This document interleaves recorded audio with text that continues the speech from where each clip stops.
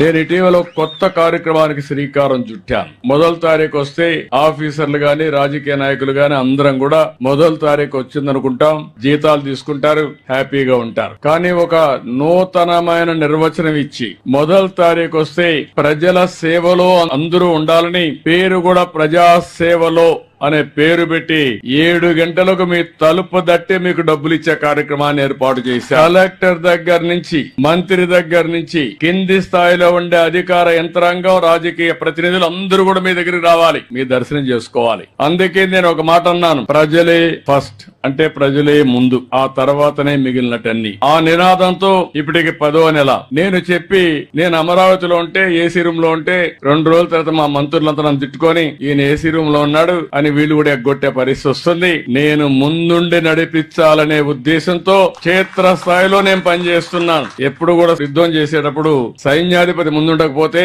యుద్ధంలో జయించలేము.